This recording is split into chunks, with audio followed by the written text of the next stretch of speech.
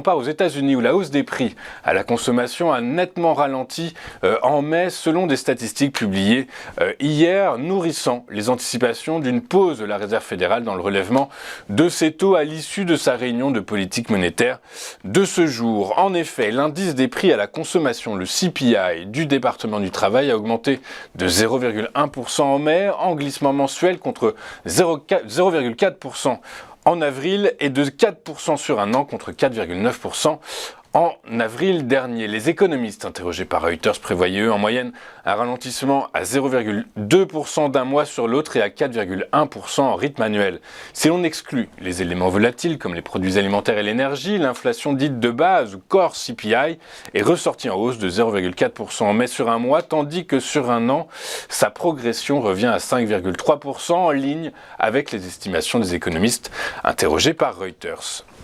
L'OPEP a maintenu hier pour un 4e mois ses prévisions de croissance de la demande mondiale de pétrole pour l'exercice 2023, bien que le groupe de producteurs ait averti que l'économie mondiale était confrontée à une incertitude croissante et à un ralentissement de la croissance au second semestre.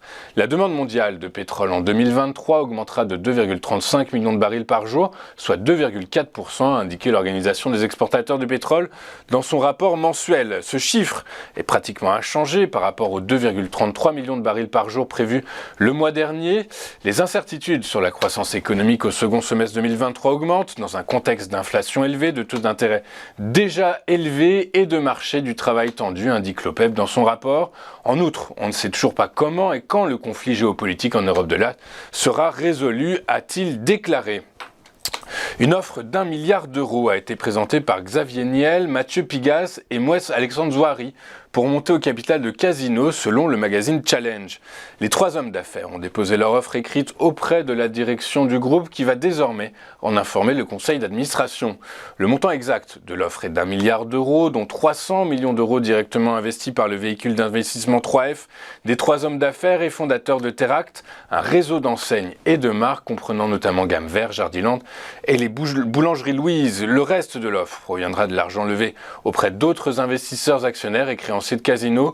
Casino est actuellement en procédure de conciliation pour une période de 4 mois afin de renégocier son important endettement de 6,4 milliards d'euros pour Casino et 3 milliards environ pour sa maison mère Rallye.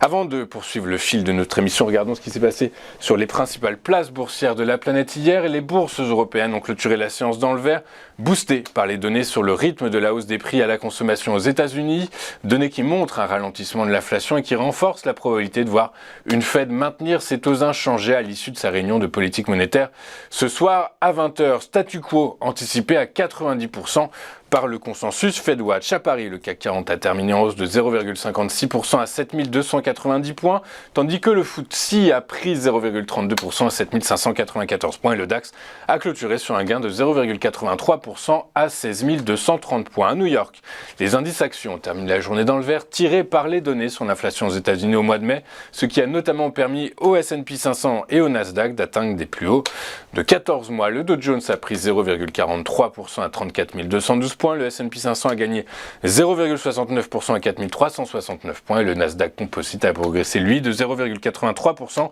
à 13 573 points. En Asie ce matin, la bourse de Tokyo a fini en hausse dans le sillage de Wall Street. Le Nikkei a gagné 1,47% à 33 502 points. En France, les valeurs défensives ont été vendues par les investisseurs. Les télécoms ont cédé 1,01%, la santé 0,2% et les utilities 0,18%.